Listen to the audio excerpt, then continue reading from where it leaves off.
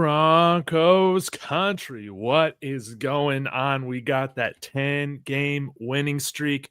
Feeling we're going to break down our dominant win over the Vegas Raiders, talk about the Chiefs' kingdom crumbling, and of course talk a little bit about the Packers matchup we got coming up. Before I get into the intros, I want to say thank you to Kalshi for sponsoring the channel. David Talks Broncos. Use the code DTB. Get yourself a $10 bonus when you deposit 10. And hey, let's make some money on the Broncos beating the Chiefs here in Arrowhead, because that's how I'm feeling about it. So, this is going to be a great episode. First off, we have to make a warm welcome back to Kodiak. Hey, got a new setup in the studio. Got a brand new nose, dude. How are you doing? How are you feeling after this Broncos victory? Man, I'm feeling great. I miss being on with y'all. You know, I was itching to get on with Mark and Jeremy yesterday. I still didn't have my splints out, but my nose is fixed. My nose is healed, and I'm feeling even better, especially now that the Broncos brought it home. So huge shout out to y'all. Shout out to Hydro for acknowledging me in the chat. But yeah, happy to be back, y'all. Dude, let's go. Well, let's go ahead and get into it. Y'all be sure, smash that like, share this with Broncos country, get in the comments, subscribe to all the channels, and let's go ahead and dive into it. We'll start with Mark and work our way around. What is your first takeaway from this Broncos 24-17 victory over the Raiders? Yes, give it to us. Yeah, a big thing, man, was the run game. RJ Harvey. Do we have our bell cow back? Is he trending in that direction? I thought he looked awesome. Loved the way that he was running. Loved the way that we utilized him. He had 23 touches, and yeah, it was great to see, man. And I think that it wasn't a fluke that we had. Was it either 4 or 5 drives of 10+ plays? I think we had 4 drives of 10+ plays and 1 drive of 9 plays. Amazing old school type of football, and I think that it had a lot to do with our commitment to the run and RJ Harvey. So that was my big takeaway. Second takeaway is that the Raiders are absolute cheeks. Absolutely terrible. Dude, they're awful. All right, Kodiak, give us one takeaway you got from our victory. Yeah, I guess the only takeaway is, this is how I want the Broncos to play football, okay? You know, I came into this year thinking that with the additions of Ingram and Dobbins and, the upgraded run game, I thought that we were going to be a much more like possession-oriented team. I thought we'd go a lot 3 and out, a lot less on the offensive side of the ball coming into this year. But yesterday, this was a perfect example of what I thought would be on offense. We had 2 8-minute drives, 1 10-minute drive. Mark alluded to the fact that we were just churning, and this is how I want us to play football. And I've been saying all this whole year that we had such an explosive offense last year. Where did that go? Well, I don't care if we can play possession. At one point during this football game, we were like 7 for 9 on third downs, and also we had 72 total plays ran and 24 first downs. So every 1 out of 3 plays that we ran was ended up in a first down. So that's how I want the Broncos to play football. And honestly, you guys might think I'm crazy, but this is the game that sold me on being the team that could actually win the Super Bowl. Like, just the style of play, it sold me. Love it. I love that, man. Oh, Jeremy, what were you going to say? Oh, I was just going to, I said that's interesting. That was the game. To me, my biggest takeaway is that Sean Payton is the governor of the Denver Broncos, and not because he's an elected official or any of that kind of governor, but a governor like you have on your car that doesn't let you go past a certain mile per hour. He's keeping it right now at a certain speed, and he's just like, all right, this we're gonna up until we have to, we're gonna just work on what we need to work on. This is gonna be basically like an organized practice for us. And I mean, that was he could have cranked it up anytime he wanted to yesterday. He did not. He was just like, we are going to slowly choke this team to death. And if we don't need to turn it up, we're not going to. We're going to save it. And that game really proved to me like he's got way more like his fingers on the controls more than I even thought. Man, it was dominant. When was the last time we had 40 minutes of time of possession, man?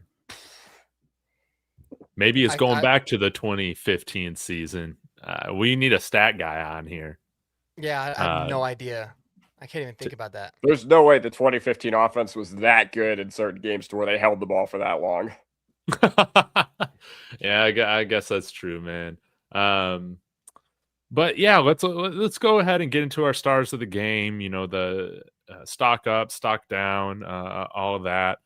Jeremy, this time let's have you start it off, and we can kind of work our way around. Who's somebody that you want to shout out for either a positive or a negative reason?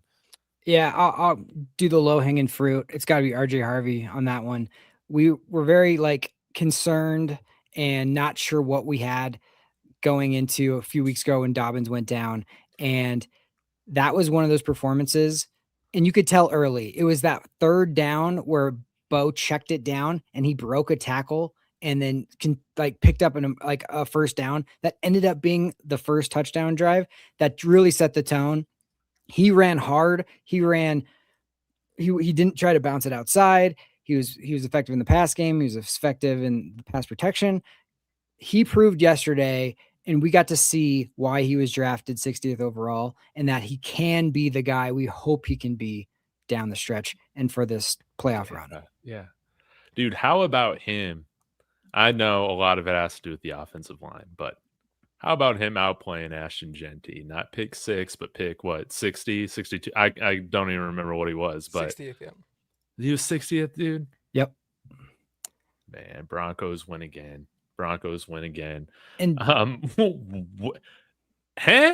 All right, Kodiak. Pause. Where are you going? Where am I going? Well, I've already gotten a couple shout outs in the chat for my jersey in the background, my new jerseys in the background. Obviously, Hufanga and Palczewski, so I got to give a huge mile high salute to Palczewski out there. But if you guys are wondering where I get my jerseys, China. They're very cheap. They take a few weeks to come in, but yeah, that's where you get them. Either way, huge shout out. The guys who I typically find myself not really liking are, guys, the role guys, the guys that do the unsexy things. Like, I want to shout out Lil Jordan Humphrey in particular and Adam Troutman in particular. Okay. I wasn't very excited when we re-signed Lil Jordan Humphrey. I was like, this guy's a walking, talking turnover. But, the way Sean Payton runs his schemes is very old school. Okay, we're going to have a fullback. We're always going to have dudes that can block at tight end and wide receiver. Even if you think it's a deterrent to our overall roster quality, some of the names that we've had on our rosters, like, I don't know, Mercedes Lewis is probably not going to be there on many other teams. That being said, the buy-in you get from all the role players is fantastic. So I just want to shout out Lil Jordan Humphrey, Troutman, Mercedes Lewis, and there's another one who I'll let one of you, another role guy, wink, wink, who I think one of you will take. So I'm not going to shout about yet, but huge part of the offense, and if those guys can click in December, then we're going to be a tough team to beat. Facts. Mark, who you got? Yeah, you mentioned an Adam, but you mentioned the wrong Adam, and that is my guy, Adam Prentice again, man. Talk about a role guy.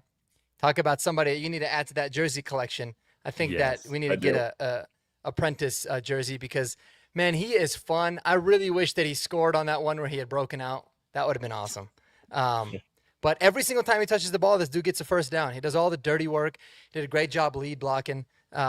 Really just love the physicality that Adam Prentice brings. And it brings kind of that old school nature to this offense, which I love. It might be boring to some, but I'm all about it. So I thought Adam Prentice was awesome, man. Yeah. How about just him becoming everything we were hoping Andy Janovich would be, right? If we had 22 Adam Prentices, imagine where we'd be. We'd probably be undefeated.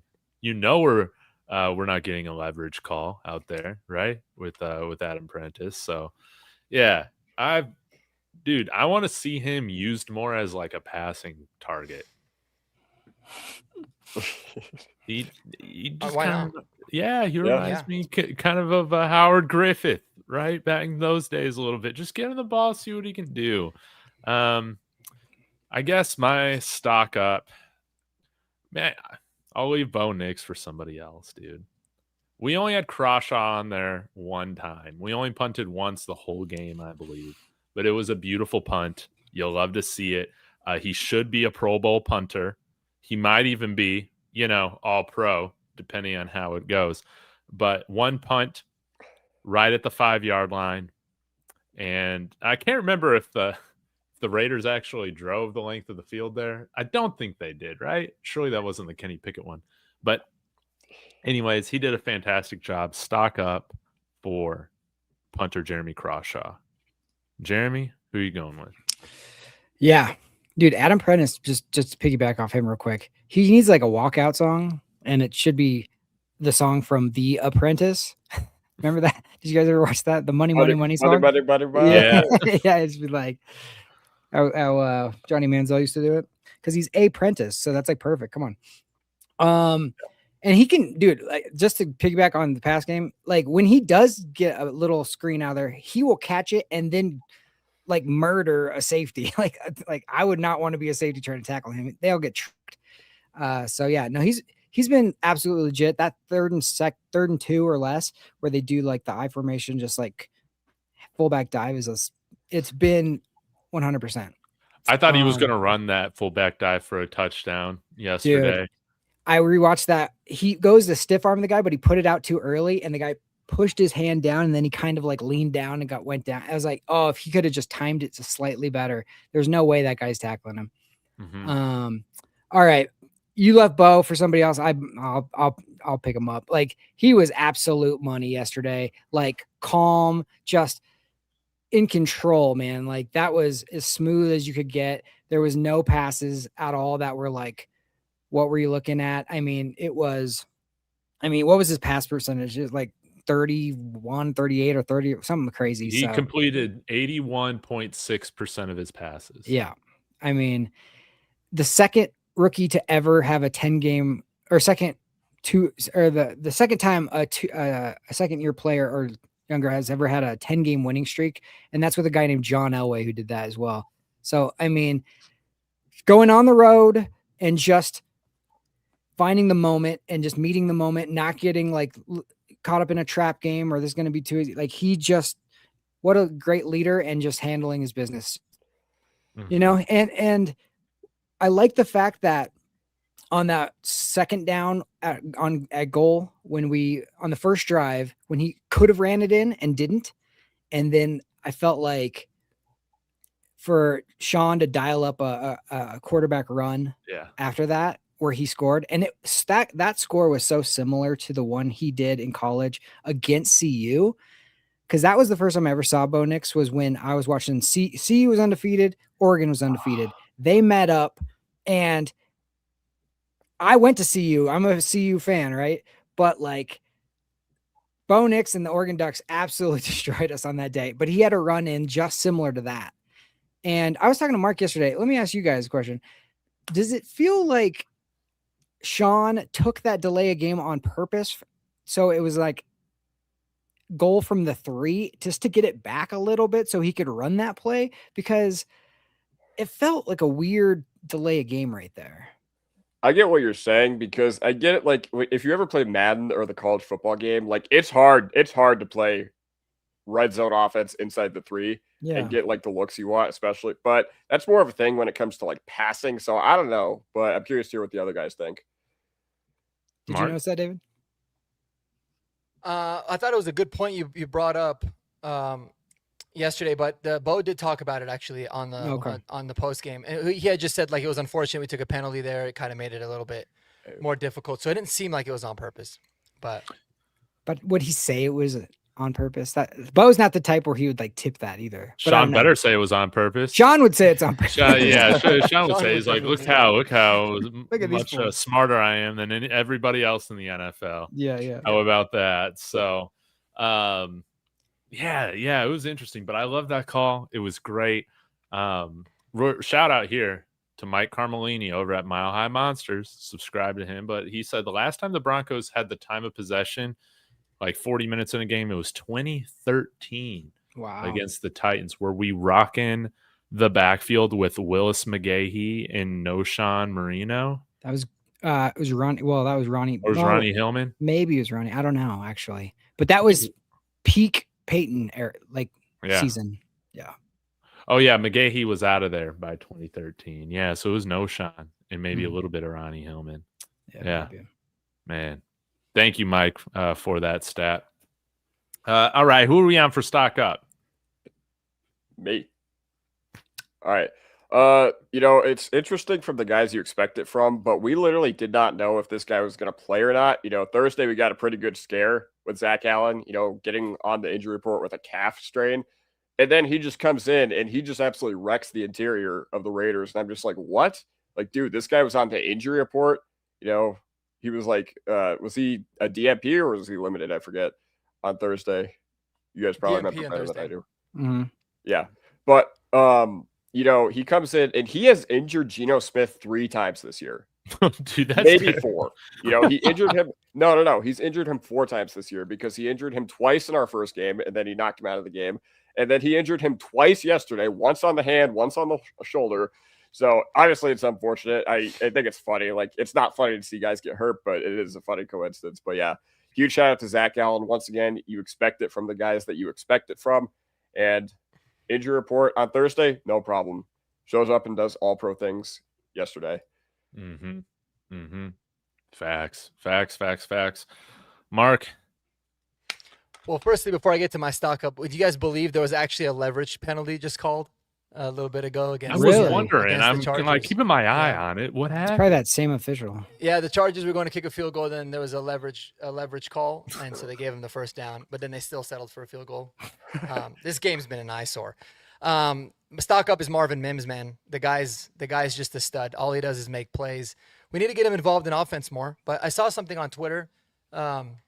I wanted to shout him out, but I didn't bookmark it like an idiot. But I think he was like the first player I think it might have been Mike Carmelini actually. Let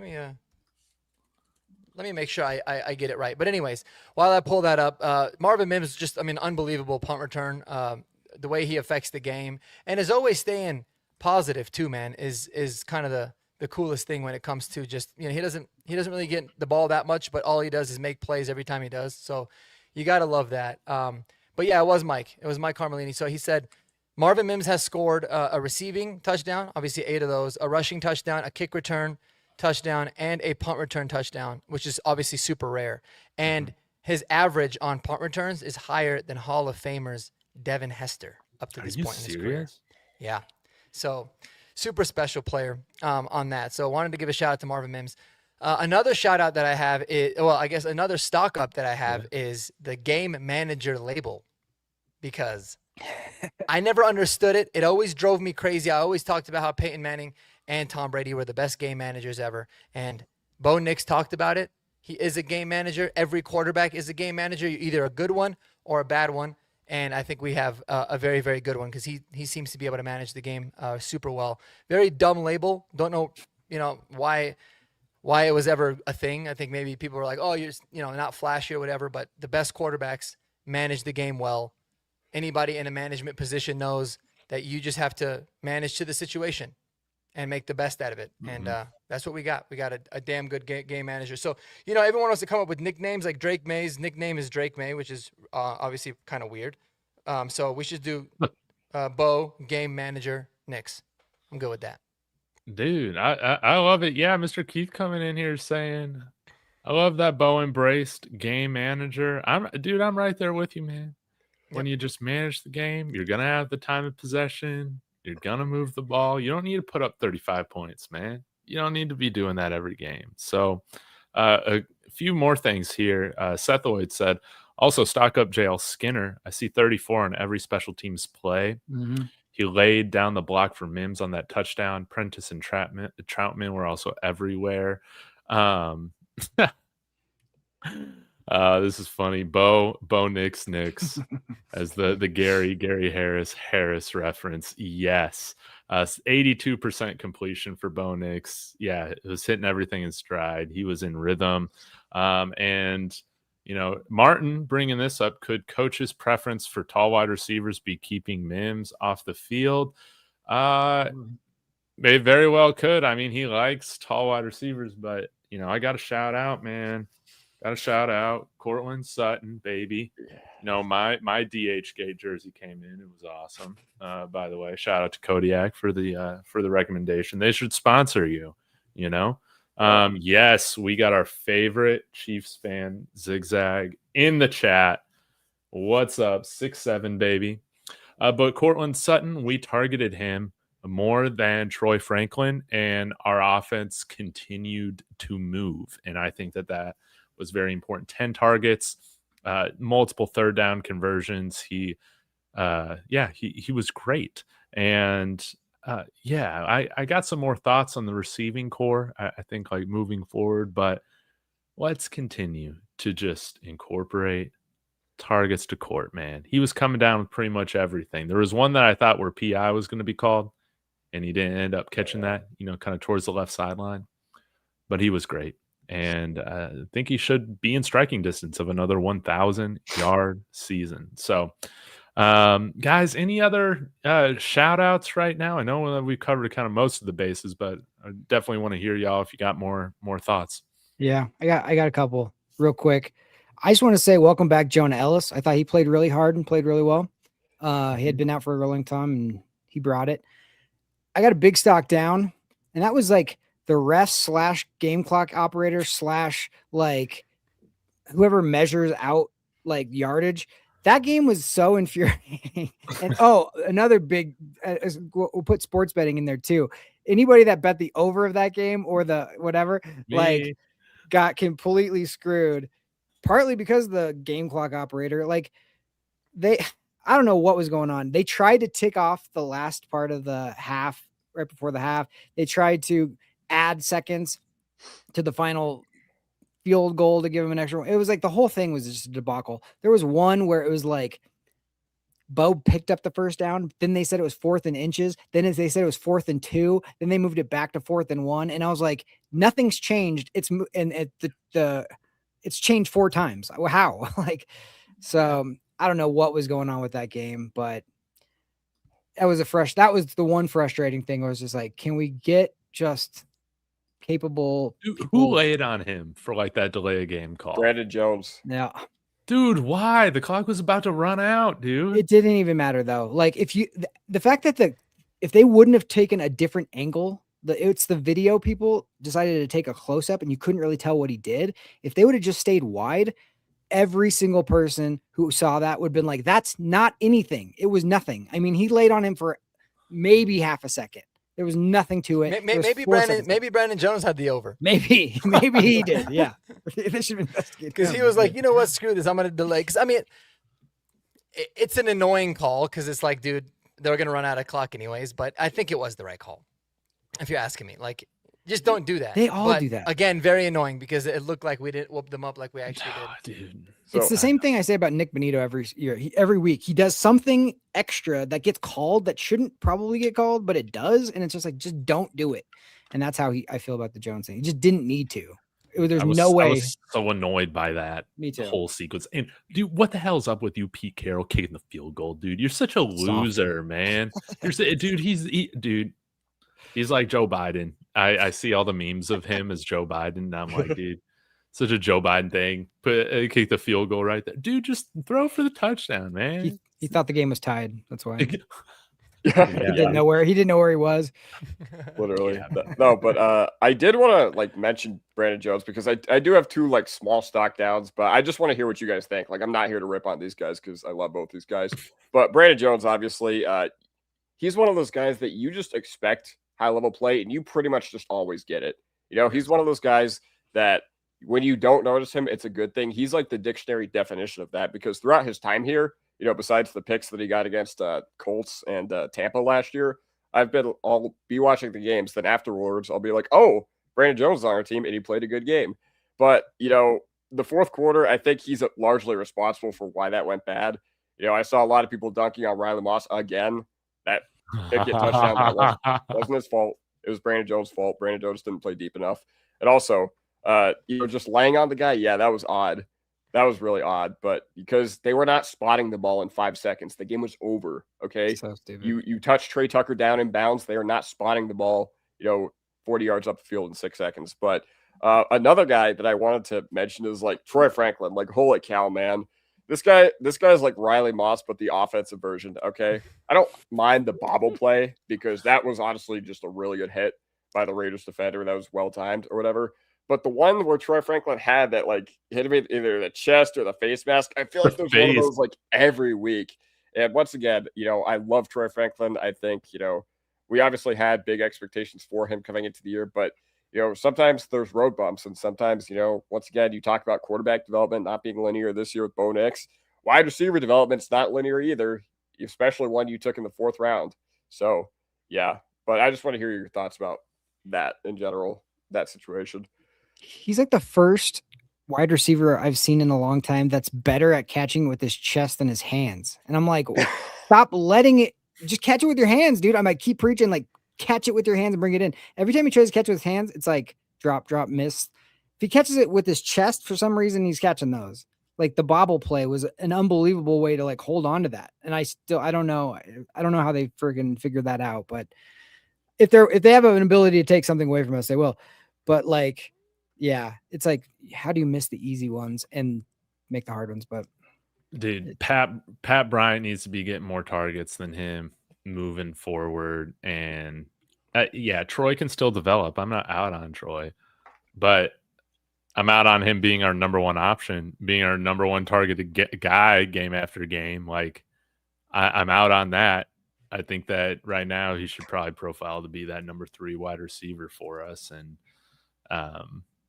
yeah, I wouldn't mind seeing a little bit more Pat Bryant on the outside. And Mark, I'm curious if you feel that way too with how he played. I think Pat Bryant should get the most targets of anybody at this point. I mean, because at one point, Troy Franklin had the most targets on the team. That doesn't make any sense. All Pat Bryant does is make plays, make life for Cortland Sutton and Evan Ingram and everyone a lot easier. So yeah, I'm all for that. In terms of Brandon Jones, I thought I was pretty down on him as a stock down. A stock down that I have too is Pat Surtain. I mean, let's be honest, he hasn't really been very good since he's come back from injury. So I'm hoping that it's just that, or it's rusty, but he hasn't really seemed like himself. Crazy amount of penalties that he's been drawing. Kind of looks a little bit hesitant still. And you can make the argument that since he's come back, this defense hasn't been as good. Obviously, I don't think it's his fault, but I'd like to see Pat Surtain turn back into the Pat Surtain that we know, because I felt like he's been a little bit disappointing. But overall, yeah. I mean, there's not really too many other stock downs that I can think of. I got one tiny one. Oh yeah, it was Talanoa Hufanga just felt like half a step slow yesterday for some reason. I don't know what it was, but he just wasn't. He was everywhere the couple games before, and yesterday it just felt like, man, he was just right there. But that's a minor gripe, really. Yeah. That was the only thing. Yeah, like he's been a little. He hasn't been Hufanga since the bye, I want to say, but great opportunity for us to turn it around against Green Bay for sure. For sure. Yeah, I'm trying to think if I got any stock downs from this game that we haven't mentioned. I can't, dude. We just dominated. Brandon Jones stock down because I lost like $5. Thanks. $5. Yeah. I just mess with a little fun money over there on Kalshi, guys. Code DTB. But yeah, we got some other things, some other great comments in here that I think are worth discussing, and they're kind of in line with some of the things that we were texting about moving forward. But this is a really good comment here from Derek. He said, I still have hope that Payton is going to unleash Bo's legs in the playoffs and catch these teams off guard. Sometimes it seems Bo wants to go out of his way to not run. Yeah, I mean, he had a broken back around this point last year, right? So, yeah, I think he's done a good job of avoiding hits. I was taking a look last night at all the NFL stats, and there's some guys that are like below him, but not anybody that's been a consistent starter for like every game this season or like 90% starts.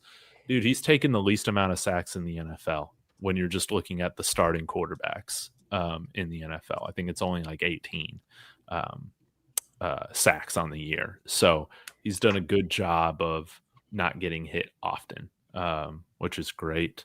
And building off that, I guess this is a question, what do you guys think about this run game? Will we see more of Bo? How far do you think the Broncos are going to go? Honestly, honestly. Yeah, what I don't know. Kodiak, what do you think about these questions here? Do you want to start with the run game or how far we think the team will go? Go, how far the team will go. I'm telling you what, if we can hang on to this 1 seed, we'll be tough. We'll be a really tough out. But I haven't really thought about how far I think we're going to go. It's easy for me in the preseason to be like, all right, I think we're going to win these games. We're going to lose these games. And then bam, bam, bam. Because, that's before the year begins. You don't have real shit to talk about. But when you come on week by week and you can actually watch the games and you understand, the nuances of the team and like how the offense is playing, how the defense is playing. I don't know. That's really interesting because I think I don't have a finite prediction of how far they can go. I have, ideas in my head about who I want us to match up against in the playoffs, who I don't want us to match up against. So I'm not going to give you a very exciting answer. This could probably be better reserved for one of the other people that, I don't know. Do you guys have any like predictions? Have you guys thought about where you see us winding up this year? I got asked this like 3 times this weekend. And honestly, I don't make predictions like that because we can go as far as we want to go. I honestly feel like there's not a team we can't beat. Like you said, if we get the first seed, if we get home field, we're going to be really tough. I do feel like Sean has another gear and he's saving things right now. This last month is going to tell us a lot because it's one thing to beat the Raiders and Washington. And those are both road games. That's nothing to sneeze at. Like, you handled your business. But like this last 4 is going to be a test.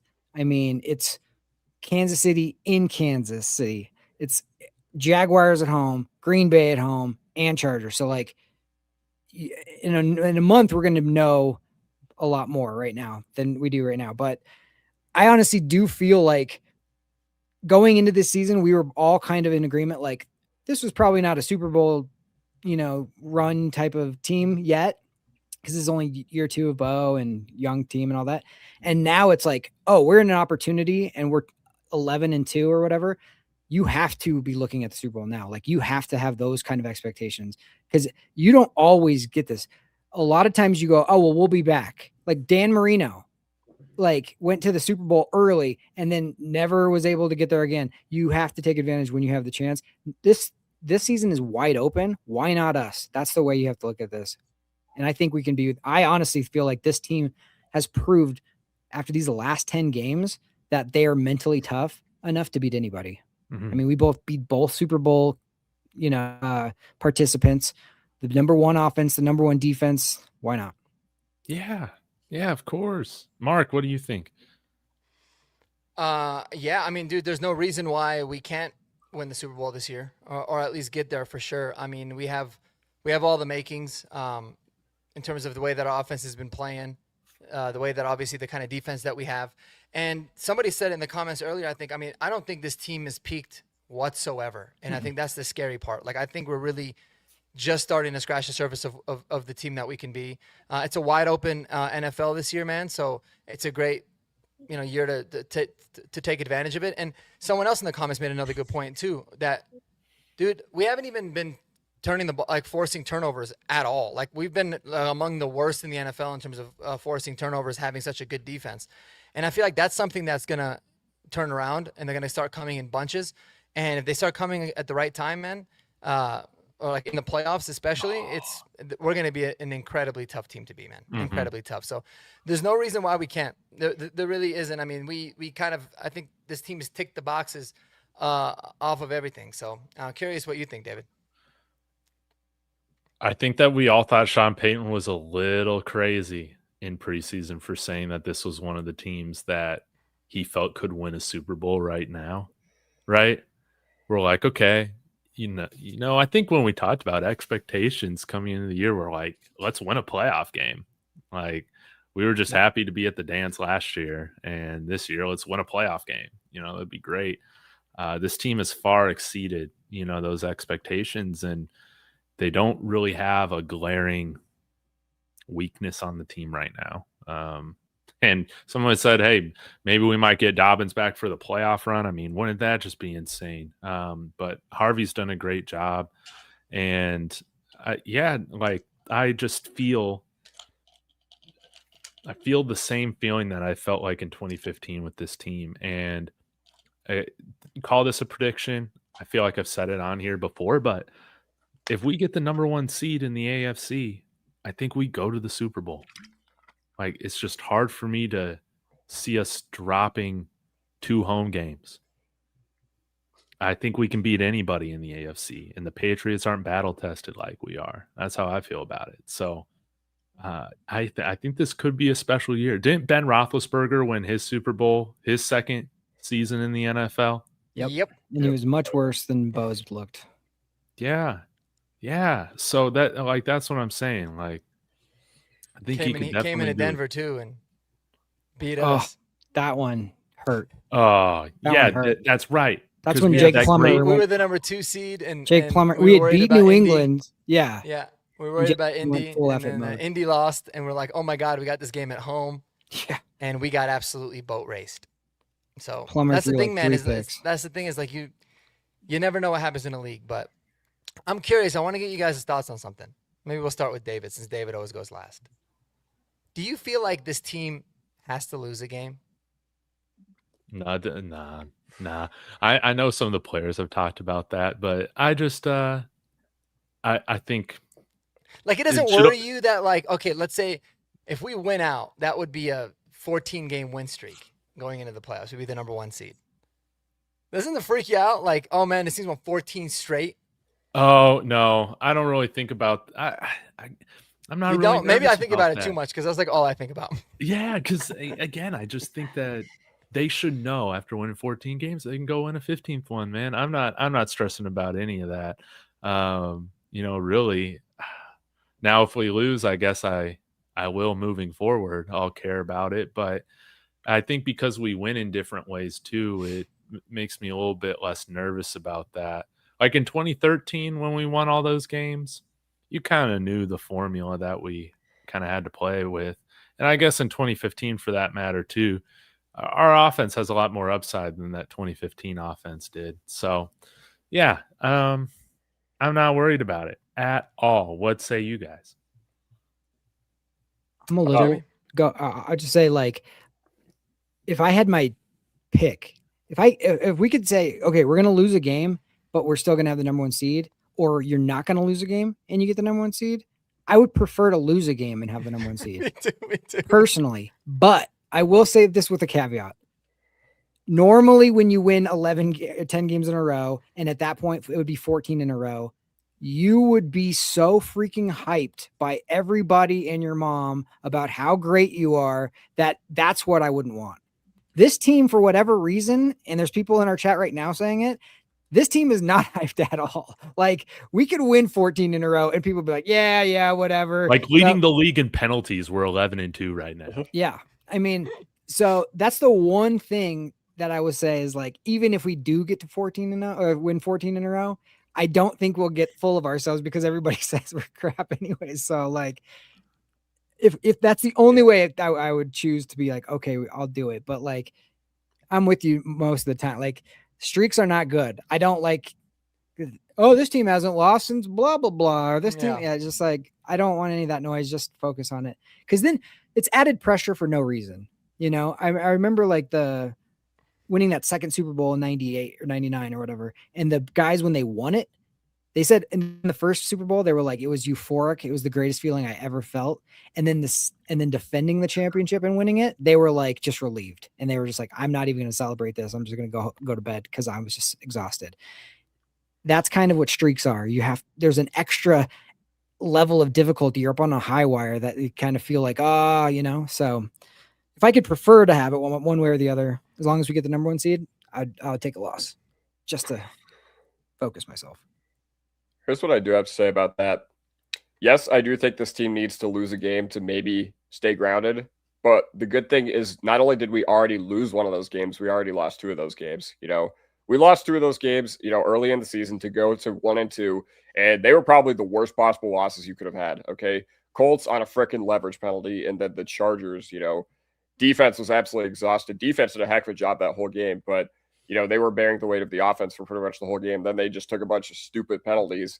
And that's what propelled us to be so good this upcoming year. Like, I truly don't think we're as good in these late games had we not learned from those mistakes of the Colts game, had we not learned from the mistakes of the Chargers game. So, Mark, to answer your question, yes, I do think the team needs to lose the game, but I think they already lost it. And I already think they lost 1 and 2 of those games that they needed to keep us grounded. Mark, I just feel like I don't remember those losses. Go ahead. Yeah. I was going to ask you, would you rather the team lose a game and have to play New England on the road, or, be the number 2 seed and play a wild card weekend? Or would you rather have them just win out and, let's say, the Broncos and Patriots just win out? But we would finish with the number 1 seed because of the tiebreaker. Which one would you rather have? I'm curious. No, I mean, I think you're always going to choose the 1 seed. Anytime you sorry, I really needed Ladd McConkey to catch a football. I was like kind of panicking. If Endoplasmic is in here, he knows why. Sorry, that was like totally bad. But anyways, he finally did. So, no, I think you always choose the number 1 seed regardless of streak because you're playing 50% less games. It's a massive. It means a lot. And the thing is like, I don't know, man. This could obviously be me just like overthinking a lot, right? Because the only real season the Broncos had, aside from 1998 when we had a huge streak, but I think we even lost late in the year. We did because we went 13-0, right, or 12-0. They were talking about a perfect season. We ended up losing 2 games late in the year, and that kind of like reinvigorated the team. So not even that year. The only year that we went into the playoffs on a big time streak was in 2012, and then we lost to Baltimore in the first game. And so maybe I'm just scarred by that. I don't know how history works with a lot of teams like that in terms of like the ones that go in, super hot. Like I even remember like the 16-0 Patriots, in the playoffs, man. They ended up winning the 2 games and going to the Super Bowl. Obviously, they lost that one, but they didn't even look good then. It's like it's a big burden to carry. And even though we have playoff experience from last year, it's way different this year, dude. Way different. Because what really, like last year, it was like we were playing with house money. There was no pressure on us. Yeah. This year, it's going to be, there's a lot of pressure, like a lot. And so that's kind of the thing for me. But I don't think we're going to win out anyways. I think it's just an unbelievably tough schedule. In an ideal world, man, someone said, I think too, in an ideal world, like we got the number 1 seed locked up after week 17. The week 18 game is the game that we unleash all the backups, man. That's a nice Jarrett Stidham game. Stiddy. And, maybe the Chargers got a lot to play for and they beat us fine. And you just regroup and you go that way. But I don't know. I get weird and like superstitious about those kinds of things.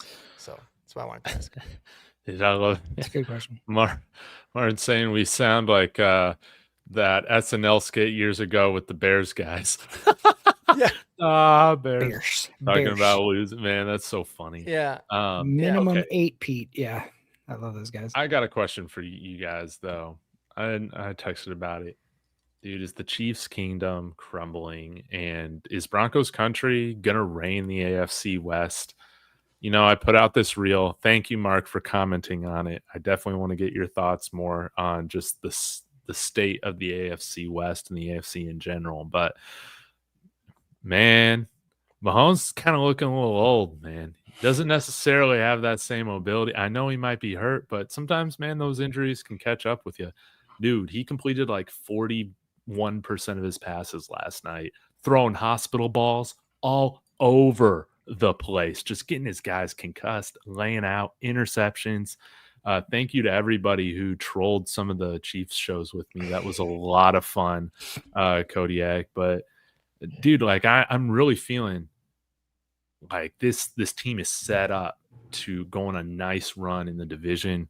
And Bo Nix, he's just better than Patrick Mahomes right now. It's a strange conversation that people don't want to have, is that Patrick Mahomes is playing awful football, man. And I think he is one of the main reasons why they haven't been able to close these games out in the fourth quarter. He just hasn't been good. So, I'm curious what y'all think about that. I don't know, man. Like, it's a lot of fun, like shitting on the Chiefs, obviously, after all the years that they got to be able to do the same to us and the dominant. So, I mean, I'm enjoying it. I love seeing them be terrible.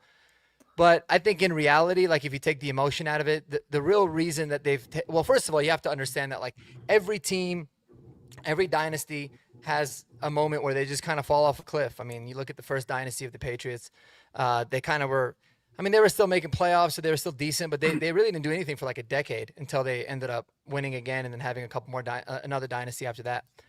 The thing about it is like, I think Patrick Mahomes is absolutely pressing. He's definitely not playing well, but man, dude, his offensive line is horrible. And I think it just goes to show that like, it really doesn't matter who the quarterback is. If you are terrible on the offensive line in terms of protection, you're just not, you're going to be set up to get killed and not look good. And in addition to that, like he's got decent weapons, but Travis Kelce looks like he's just thinking about Taylor Swift the entire game. Literally, like he's just not at all locked in. So it's a big transition year. And I'm going to enjoy the hell out of it. I'm going to troll as much as I can, but yeah, I mean, I just don't think I'm ready to just like bury them moving forward. But what is nice, I will say this, what is really nice is that the fear factor that the Chiefs used to cause teams is just not there anymore. And I remember that happening with Brady the first time. Like everyone was like, man, I don't want to play the Patriots. And then we were like, who cares? Like it's the Patriots for a long time until they ended up having another one. So that's really big too. But man, as we've seen, like people in the teams in the NFL can turn it around, and they've played a lot more football than everyone else over the last 3-4 years. Mm-hmm. I sound like I'm defending them, so maybe this is like a good other side of the story to have. And in addition to that, too, man, like they've consistently had, because they're finished first in the division, the hardest schedule, like the most difficult. They're always playing the best teams, so that goes into it as well. So yeah, they've been bad this year. It's awesome. I love it. But I'm not ready to like jump to conclusions about Pat Mahomes being done quite yet, because it wouldn't surprise me, and I hope to God I'm wrong, but it wouldn't surprise me if he played at a high level for another decade. Yeah. No, I think you're right. Like on a lot of things, Mark, like they are down to their like third, fourth string offensive lineman at pretty much every position. I think Humphrey is the only one that's still like not injured. That's an actual starter on their offensive line. But I mean, the Chiefs, they're not what they once were offensively, but they haven't been since like 2022. Okay. 2023 and 2024, that was not the Chiefs offense that we were used to seeing. And while, yeah, it's cool to see them regress, like, I don't know, if this continues into next year, then we'll revisit this conversation and we can, happily whatever. But yeah, it's just years of poor drafting. It's years of, just a lot of things. I think they just don't have that same fire anymore. It's a lot of things that's finally catching up to them. So yeah, I don't know. I don't think Mahomes specifically is like done. I think anybody who, tried to put him in legacy arguments, like, I don't know. A lot of people I've seen on Twitter have said that Mahomes is the GOAT. He's the most talented to ever play football. Get out of here. You should be banished from legacy arguments if you actually believe that. But, I don't know. I'm just not ready to say they're done yet. Like you, Mark, if this continues into 2026, then whatever. We'll revisit it, but let's see how everything shakes out. Yeah, no, for sure. They had two things that always was going for them, which is like, and this is what the Patriots had too, is that lore of just like, oh, we got to do something crazy to beat this team, so we're going to do something, and then they end up doing something stupid and just handing it to them. That's what, like, so many teams did the Patriots. People did that to Kansas City. And like, let's just be honest, the Chiefs' kingdom was built on like the biggest house of cards of like refs help I've ever seen in my life. And so like once that one card got pulled, the whole thing came down, in my opinion. And Patrick Mahomes is a great quarterback. He's a great football player. Andy Reid is a fantastic coach. Everybody seems to love him. His mustache is gross, but other than that, he seems like a great guy. But people aren't scared of them anymore, and they're not getting like every benefit of every single whistle anymore. And those two things, we talked about this yesterday. Me and Mark did about the Raiders. 2 years ago, we were drafting 12th. The Raiders were drafting 13th. We take Bo Nix. They take Brock Bowers, who's a great player. Obviously, he's phenomenal. But like, we built our team different than the Raiders did. We built it inside, then out, and we didn't go for the sexy positions and like all these. Like, that's not where we put our resources. And Kansas City was so always constantly going for the Clyde Edwards-Helaire or the Worthies or whoever, instead of like, they're like, we got Chris Jones, who's, in my opinion, their second best player of that whole dynasty era, whatever you want to call it, and Kelsey, and they had Tyreek Hill. Once Hill left, they were able, it was miraculous what they did last year to string those wins together, but they had the help. Now they don't have the help, and they're not winning the close games. Now they're pressing. Now Andy Reid's making mistakes. Patrick Mahomes making mistakes. And, the shine has come off. But, yeah, I'm not going to doubt. It's going to be interesting. The one thing I heard today that I thought was a good point is the Broncos, the reason why we feel so good about it is this feels like the beginning of a run. Yes. Because Bo Nix is young, Troy Franklin, Pat Bryant, R.J. Harvey, all these people, right? We're on the come up where they are Andy Reid's old, Kelsey's old, Chris Jones is old, Patrick Mahomes getting older. There seems like they're on dipping down. So that's where it's kind of, I don't ever doubt them. I have a question and giddy up later about it, but that's the biggest thing I think about Kansas City. I don't think anybody's scared of them anymore. Even yesterday in that 10-10 game, when you figure Houston looked dead in the water. Their offense couldn't, as soon as they were getting pressure, they couldn't do anything. And what does Andy Reid do? He panics and goes for it on fourth down when he absolutely controlled it. It was so stupid. And that's the thing that people did to them that gave them wins. And now they're doing it. Yes. So it was a ridiculous decision, man. In terms of them making the playoffs, Shy, I mean, even if they win out and finish 10-7, they pretty much don't have any of the tiebreakers with any of these other wildcard teams. So I think the odds are I think they're under 10% right now that they make the playoffs. I think that's something like that makes sense. But sorry, that topic took a little while, but let's get into the hold your horses or giddy up, Jeremy. All right, let's go. Let me do, let's see. All right, let's just piggyback on that. I'll go to Kodiak here. After losses by both the Chiefs and the Ravens yesterday, New England is now our biggest concern. I would say, as far as who I'm concerned about, I mean, yeah, I'm pretty worried about New England, but I wouldn't say they're our biggest concern. I think the teams you don't want to play against in the playoffs, you got to realize that New England's missing Will Campbell and Jared Wilson on the offensive line. I don't care if the game's at Gillette. I don't care if the game's here. Our D-line is just flat out going to win us the game. That's just the reality of the situation, especially if those guys are not healthy by the time we play them, if we do end up playing them. So I wouldn't say that yet. I know they're on a pretty good run, but A, they're not battle-tested. B, they're not winning the Super Bowl. Good quarterback, great coach. I mean, great quarterback, great coach. But the rest of the pieces really still aren't there. I'll tell you the teams who I think we really, really should be scared of are the teams that match up well with us, the Texans and the Chargers. Don't want to play them. I don't think anybody should want to play them now. So I hold my horses on that one. Interesting. Okay. Let's go. I know how Mark's going to answer this question, so I'll give it to you, David. Pat Bryant, not Troy Franklin, has a brighter future in the NFL. Giddy up. Giddy up. Absolutely. He is so tough. The slant god 2.0. I want to see Sean Payton start to target him, like Mark said, more than Troy Franklin, man. Maybe even more than Cortland Sutton. But I think his ceiling is a number one wide receiver in this league. And yeah, I really wonder how bullish Sean Payton is on him. We'll find out this offseason because we might not necessarily make the move people want at wide receiver to fill out some other positions. And a lot of that could be because of belief in Pat Bryant.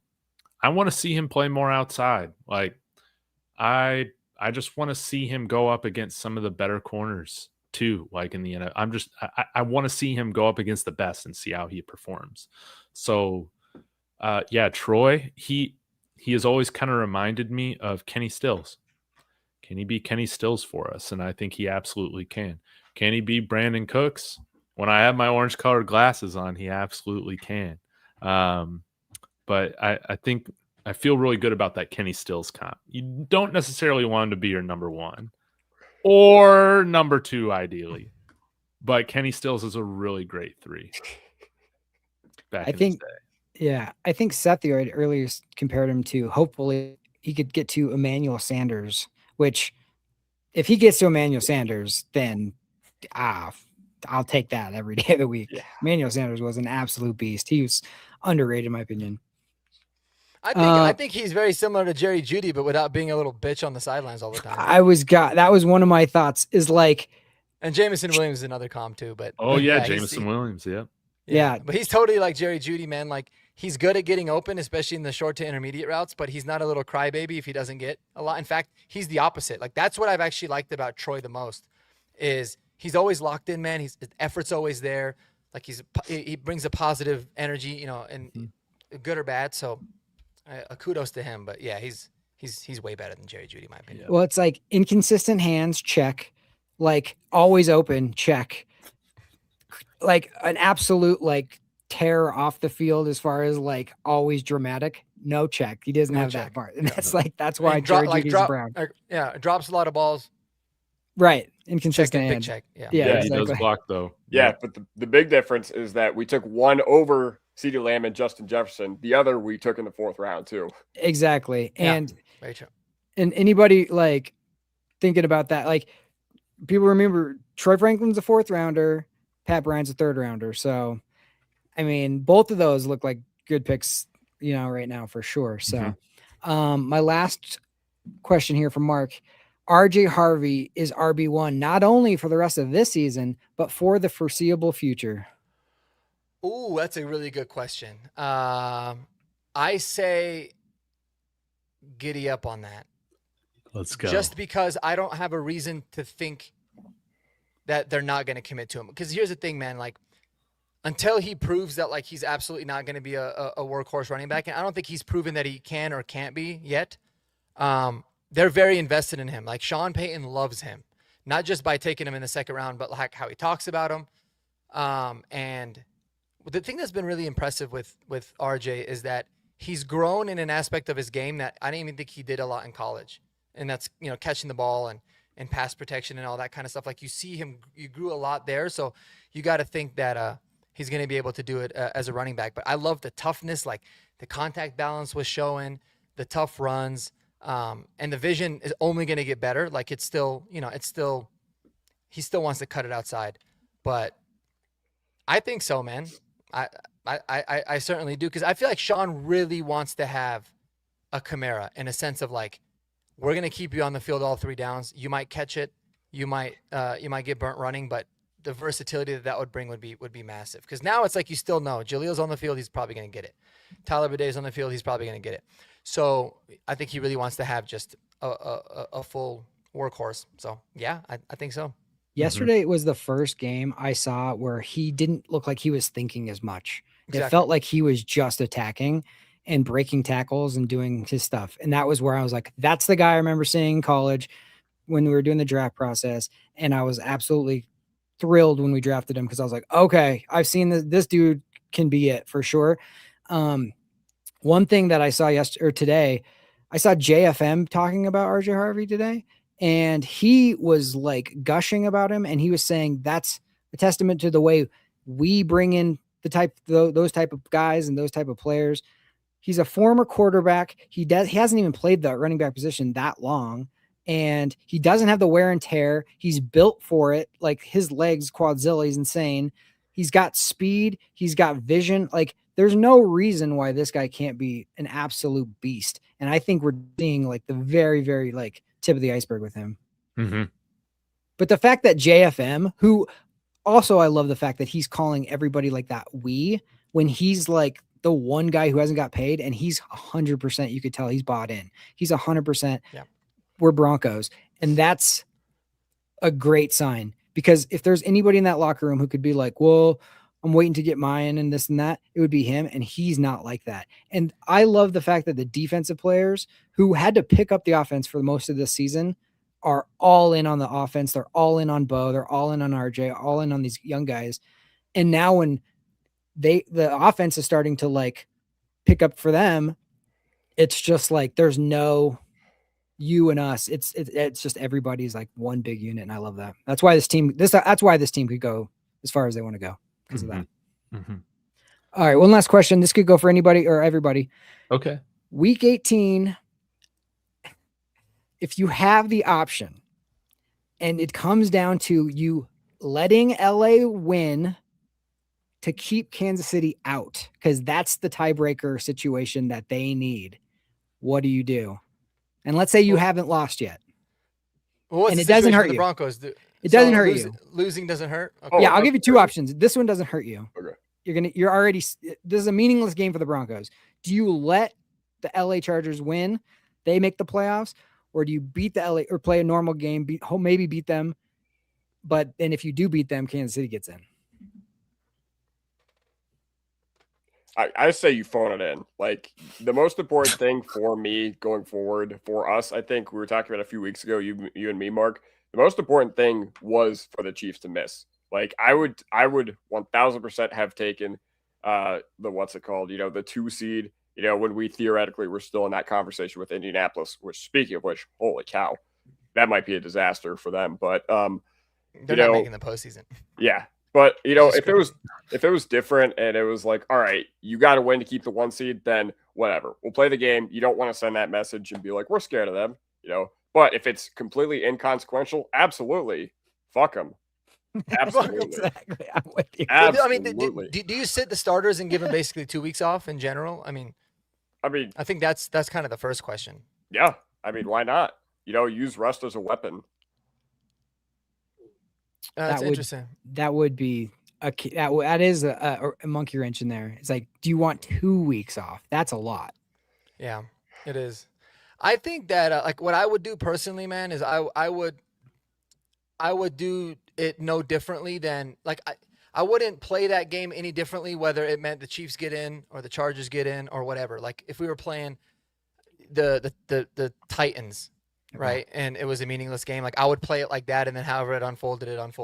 I don't think you can go in there and like try to do something on purpose, but it would be really fun if we and I don't know if I would actually want to not play our starters. I think I'd probably bench like Zach Allen, PS2, like a lot of the defensive guys that and I'd probably play Bo in the offense a little bit, but yeah, it's interesting. But yeah, I don't know. I don't think that you would lose a game on purpose to try to keep Kansas City out. Especially, I don't know. It was funny because earlier, Kodiak, you had said that the teams that you were worried about were the Texans and the Chargers. Yep. I'm surprised that you said the Chargers, because the Chargers right now, with the way that their offensive line is beat up, it looks like it's going to remain beat up. Like, yeah, I think personnel-wise, that is a good. Personnel-wise, it's a good matchup for us, but we have struggled a lot against the Chargers. Yeah. The skin and bones, just the way that team is built, it's built to counteract how we've built our team, okay? Yeah. And I know they don't have Slater. I know they don't have Alt, but, we saw it week 3. I know they're not the same team without Alt, but still, it's a team with a strong defense. It's a team that, they play physical, and, we struggle against physical teams, even if they don't have the same personnel. But, yes, they do scare me quite a bit. Like, not as much as Houston, but yeah. Yeah. I think I'm still scared of Buffalo. They're a mess in a lot of different spots. Like, I think we should be able to get good pressure, and their defense is like buttery soft lately. But, dude, when I watch Josh Allen play, I literally see Superman. That guy is absolutely ridiculous. Yeah. But it would be cool to kind of avenge We'll shut him down. We'll shut him down in Denver. Yeah, no doubt. Here you feel a lot better about it here. So, David, what do you think, man? Sorry, I didn't let you respond. Oh, you're good. Yeah, I would probably lose that game. Something sweet about Kansas City just not making the playoffs, man. They can say, well, I guess they made them with Alex Smith and stuff too. So they've made it over 10 straight years. But yeah, I don't really care too much. I think that Sean would probably still play the Stars for a little bit. Because, 2 weeks is a long time off. And didn't we have something similar? I'm trying to think. In, was it 2012 or 2014? Right? I don't think it wasn't so. 2014, I don't think. It wasn't 2015. It wasn't 2012 or 2014? Oh, wait, we didn't have the bye in 2014, did we? No, we did, but we had the 2 seed that year. Okay, because didn't we have a couple weeks off, and then we played the Colts, and it was just And it was like John both of our Fox was getting coordinators fired. Yeah. Yeah, and both of our coordinators were already like accepting jobs elsewhere, which yeah. So I remember what happened. I remember week 16, we lose Monday Night Football against the Bengals. And then in week 17, we play against the Raiders, which at that point was basically a bye week whenever we had Peyton Manning as a quarterback. So, yeah, I guess you could say we had 2 bye weeks. But then John Fox, he goes to Chicago, and then Jack Del Rio takes the job at the Raiders. Then we come out against the Colts and have probably the worst game plan I've ever seen. Oh, shit. Colts just it was speaking of, that's kind of a good segue. That's kind of a good. I got a question. I'm curious to ask you guys. If Vance Joseph is getting job interviews and it's during the playoffs and you're Sean Payton, would you tell him no, you got to wait until after the season? I would, because I think it's bullshit. I think it's bullshit. Like, I think the NFL needs to implement a rule to where coaches cannot interview until the seasons are done. Like, if you hire a coach in January versus the second week of February, it's not going to be a big deal. But but here's the thing. They're always all about like trying to get the bad teams good and the good teams bad. Like, they want like everybody like, always doing this. So they're like, you're punishing the bad teams for like not being able to get their stuff in order, and they're having to wait for it. Like, I know what you're saying, and I agree with you. Like, it screws up teams. But as soon that as are that makes going sense, for it. because it's like, okay, so you're saying like if I don't know, the Titans were like they were to like almost get first dibs essentially, but like there might be a lot of coaches that are like, I don't want to freaking coach the Titans anyways, and then it ends up being or you end up just kind of like settling. I don't know. I think it's terrible, but I'm curious.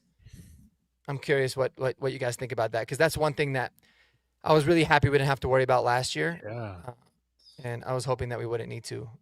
Well, hopefully we don't. Hopefully we just give him a nice raise, make him our third assistant head coach or whatever it is, and keep everybody here. If Sean Payton's making $20 million, you can pay Vance Joseph 6 or 7 or whatever those guys are making. I almost get the vibe. That VJ kind of really like he loves it here. Oh, I mean, sure. It's home for him. Yeah. And I feel like unless it was the perfect situation for him, I don't think he would just like take another job. I think he realized that like if you go to a bad organization, you're in a bad position, like you're going to fail as a head coach. So maybe he's one of those guys that's like, again, unless it's a perfect situation that would make the most amount of sense for him. Yep.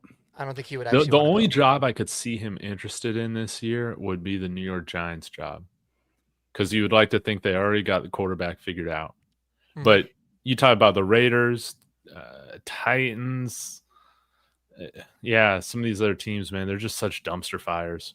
Don't you think the Giants would pick like an offensive coach though? Like I think they should. Yeah, I think they should. But like I think with the idea of having Neighbors and Dart and Scadaboo or whatever, you kind of already got the nuts and bolts of your offense figured out. So why not just try to unlock the guys on the defensive side of the ball and rebuild the culture there, because they have talent on the defensive side of the ball. They just can't do anything. Abdul Carter's falling asleep in meetings, right? Yeah, well, exactly. The other team that resides in New Jersey had also like high weapons for them, and they absolutely wasted them year after year because they didn't know what to do with it. So I don't know. Like, to me, it's like when Sean came in and he drafts Bo, like now we're like the offensive coaches get swallowed up. Even if you get a good offensive coordinator who like helps Dart and does all that stuff, he's gone. And now you're having to constantly like refill that role. Where if you have an offensive head coach, that he's not going anywhere, and then you can kind of. Mm-hmm. So I love the offensive head coach philosophy. That's what I always prefer. But I think again, Davis Webb, his connection to the Giants franchise. I think maybe you could, if you're Vance Joseph, you try and sell him on, I'll get this defense operating like an elite defense, and Davis Webb is going to unlock this Giants offense. And that's when you pull out all the Walmart gift cards. Yeah. Oh no, that's when I tell Davis Webb, go do your thing. I'm sick of hearing about him in the comments saying how we need to have him calling plays over Sean Payton. I'm so sick of that. So go. He's been great Davis though. Webb. Yeah, I love Davis Webb. Yeah. But Mark, I realized I didn't answer your question. I don't think you want to screw over someone and be like, hey, you can't interview until whatever. But, it's kind of a balance because you're not screwing over someone by like telling them, hey, you can't do this until whatever. But, they want to get their coaches, they want to get their new regimes in the building as quick as possible. I get it.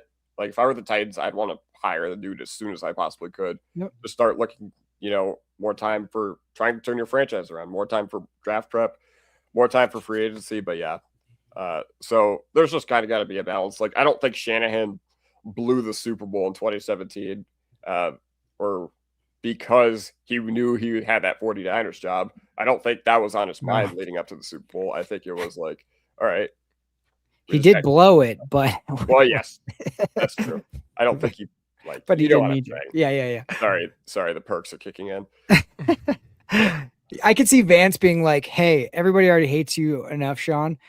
Let's blame it on you. Let's say you can't. I don't want to take this job, but I don't want to publicly. So you tell me I can't interview for this for 3 weeks out or whatever, and then do it. That would be the way he should manipulate that.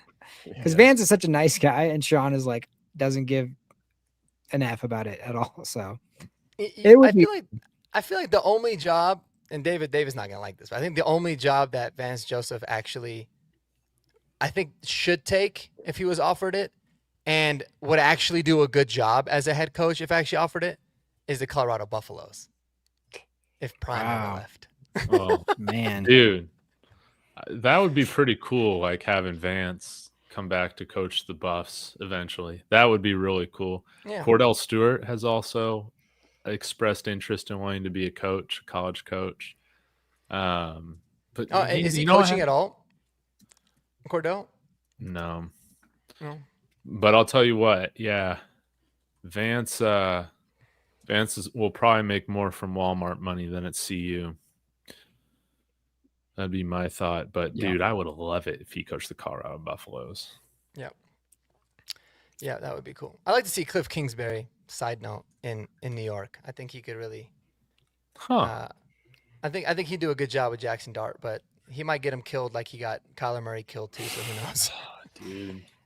It goes to show you how like that everybody always wants to just advance him to the next job. Just because you're a good coordinator doesn't mean you're going to be a good head coach. Like certain people are just good at the overall, and some people are so good at like the X's and O's. Like Josh McDaniels should never be a head coach, but he's a freaking good coordinator. Unbelievable coordinator. Yeah, right. So, and I mean, Wade Phillips, you could say that too. Vance has been that so far. I'm not saying he can't be a good head coach, but he wasn't the first time around for various reasons. But that is one thing. It's like, I always want to know, I'm sure most of these guys, 99% of these guys want to get the head coach label and do that. But it's also one thing to say of just being like, I can live in the same place and just like the coordinator for Kansas City's defense, Spagnuolo. He was a head coach for the Giants after he had won a Super Bowl, and he was decent, but now he's not getting a sniff like ever again. And I don't, because he's older, I guess, and he's defensive coach, but like, yeah, I think he's happy being he's racking up rings over there, or had. So yeah, I watched an interview with him like a year or two ago, and I think he was like, "Hey, man, I would love to be a head coach again, but if it doesn't happen, then whatever." Yeah. I like what Seth Lloyd's saying with this. Not gonna lie, I've always liked Vance, but he grew up under Wade Phillips. He should carve his legacy creating the best defense the league has seen. Yeah, I like that. I'd be a big fan. I would definitely be a big fan. Yeah, Eagles up with 2 minutes left, guys. I don't know if you're keeping track of this, but this has been a disastrous game. We've had Jalen Hurts throw 3 interceptions, lost a fumble. I think Herbert's thrown an interception and lost a fumble. Herbert sacked 7 times. Just crazy. Sounds like somebody's regressing. Jalen Hurts made history tonight, though. Did you see that? The history he made? Jalen Hurts made history tonight. He's the only player, since they kept track of stats, that threw a pick and lost a fumble in the same play. Holy cow. Oh, he threw a pick and lost a fumble. He threw a pick. The guy that picked him off fumbled, and he picked it up, and he started running, and then he fumbled. Oh, my gosh. I need to find that. And then the Chargers got it back. So, Yeah, I was playing against him in another league in fantasy. He literally got -4 on one play, but it was so funny because it's like that might never happen again. I mean, that's got to be a crazy circumstances. But yeah, he made history, so that was he's legendary in my book. Damn. You know what? I gotta change, Mark. We gotta beat LA week 18, dude, because I'm sick of getting Harbaugh'd. I'm sick of losing to freaking Jim Harbaugh every single time with Sean Payton as coach, dude. Yeah.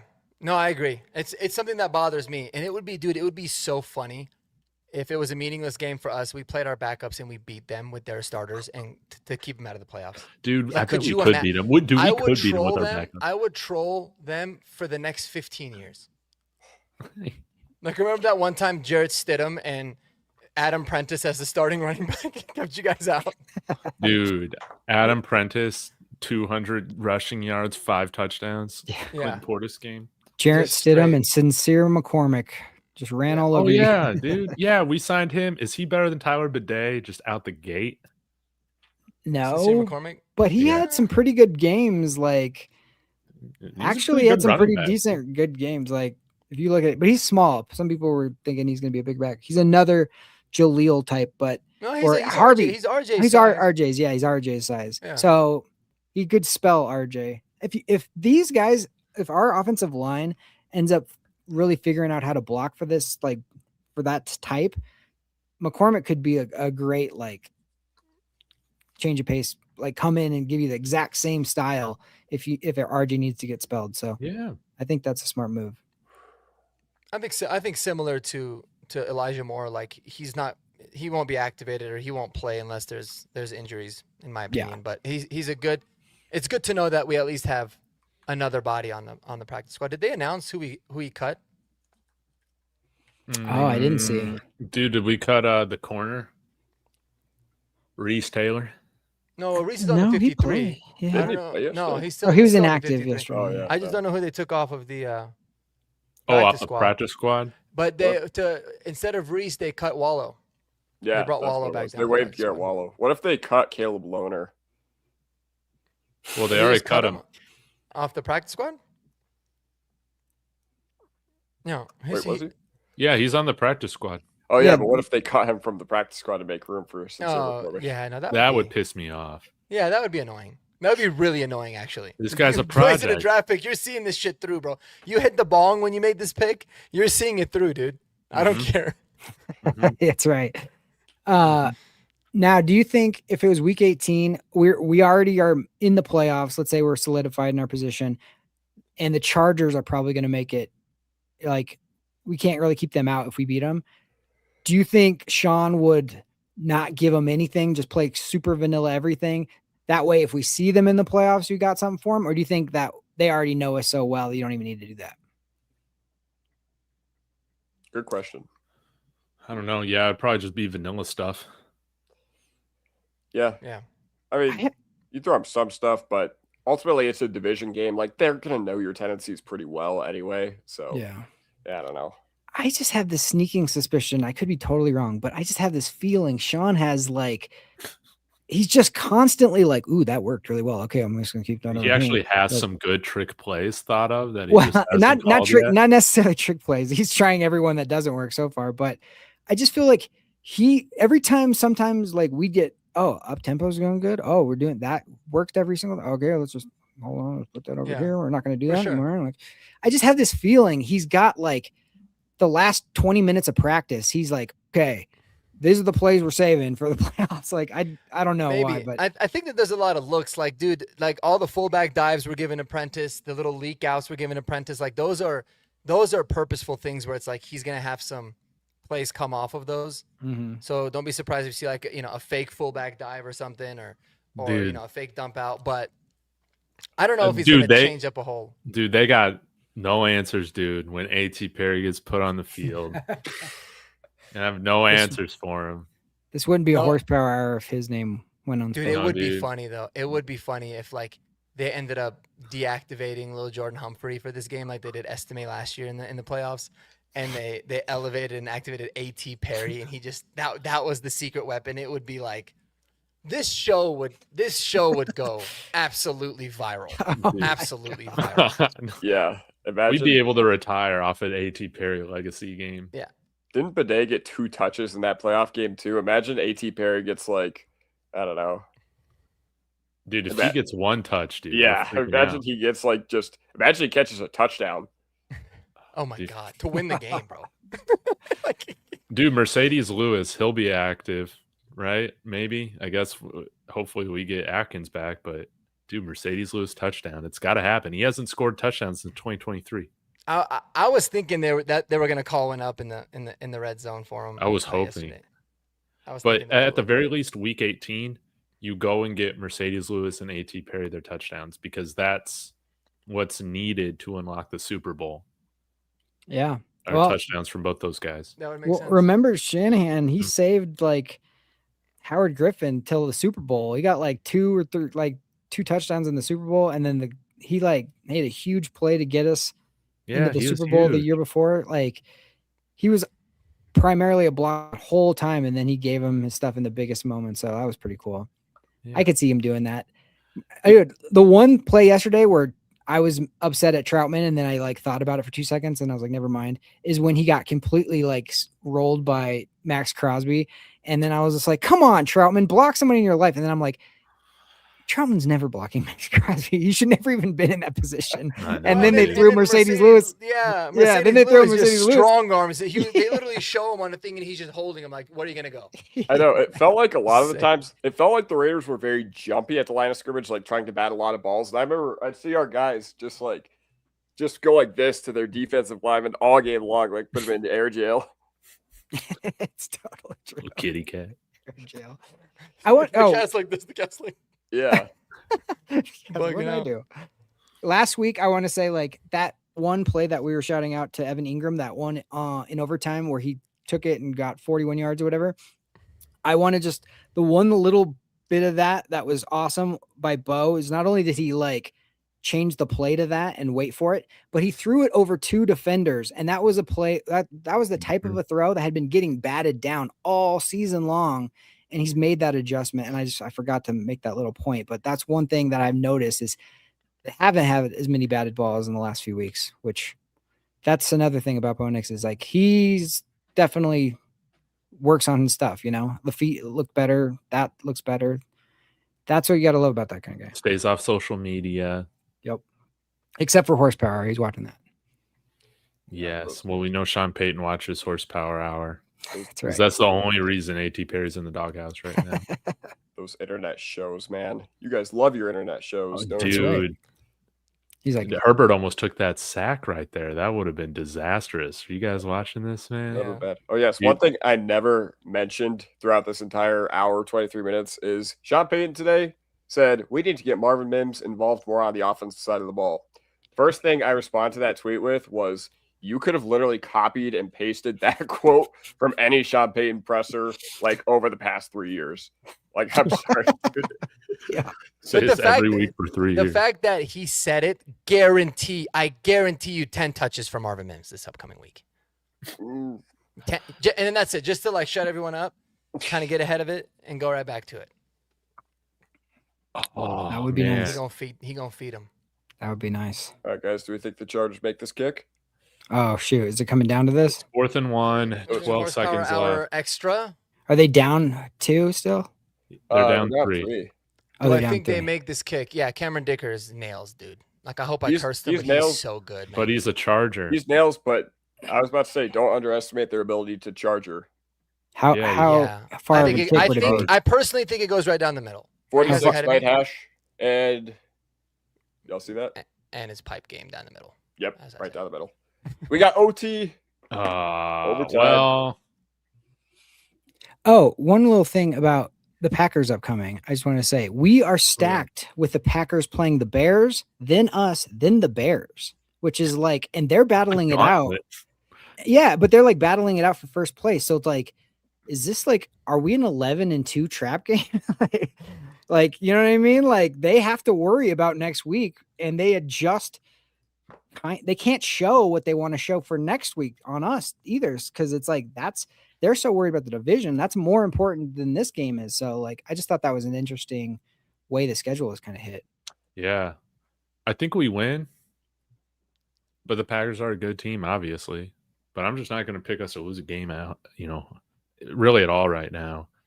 And Jordan Love is not better than Bo Nix. No, he's not. And Agreed. and we should be able to stop Micah Parsons. That's how I feel about it. Dude. It's Josh Jacobs that scares me. When's the last time Josh Jacobs? Dude, hasn't that played guy well owns against us. Yeah. He literally is like LaDainian Tomlinson was to us growing up. Every time he plays us, he kills us.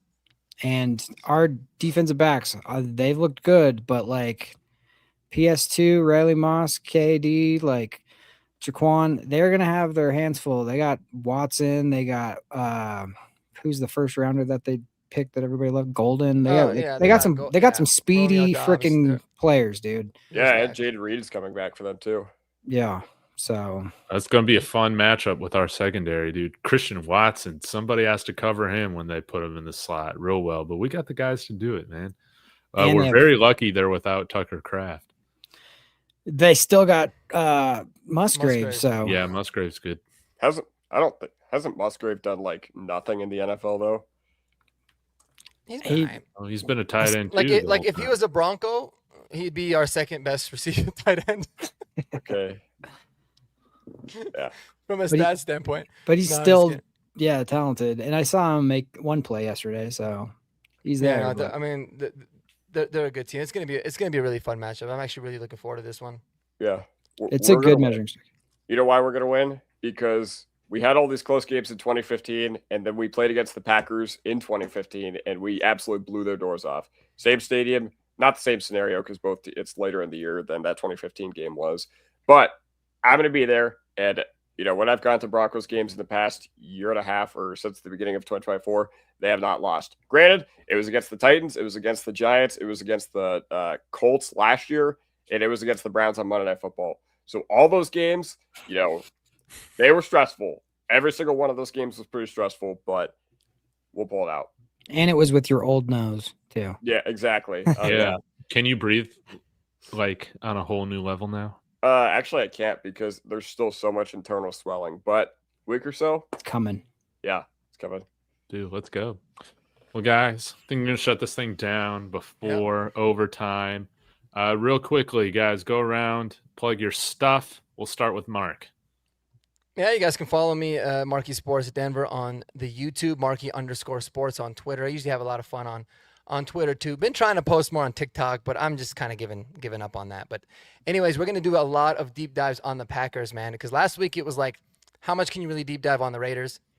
So I'm really excited about this game and get some of the content out. So, yeah, check it out, man. Also, obviously follow all the channels that you see on the screen here. And go show Miles some love too, man, at his channel. And it's escaping me right now. What's the channel? Crushing It Show on YouTube. Yes. Kodiak. Yeah, so I am Kodiak Broncos on YouTube and TikTok, and I'm starting to post on Instagram too, except I don't really like posting on that platform. I know David's killing it on those, so while you're checking out my TikTok, go subscribe to David on TikTok as well. But yeah, I do Denver Broncos tonight, and I'm going to start that again here pretty soon. I don't feel well enough to talk for probably an hour by myself, but when I'm with these amazing people, they make it easier. So I'll start doing that again for those of you who are in the chat and curious. And yeah. Beautiful. Jeremy. Yeah, Broncos Unbridled on YouTube, and I do post games with Mark, and hopefully we got a win 11 in a row. That would be fantastic. I would love the Packers at home. The fact that we haven't lost at home in a long time, we got the Mile High magic back. Yeah. Like that's the thing I have always known growing up is like you come to Mile High, you're take home, the L with you or whatever. But let's keep that going. So, dude, no doubt about it. Guys, please subscribe to all my friends. Links in the description, all of them. If you haven't subscribed to David Talks Broncos, what are you doing? Get in here. And, we're on our way to overtaking the world domination with Horsepower Hour, guys. So thank you so much for joining in. And hopefully we'll be back to talk tomorrow or next Monday after the Broncos hopefully get their 11th straight victory. Until then, go Broncos. Broncos. Peace.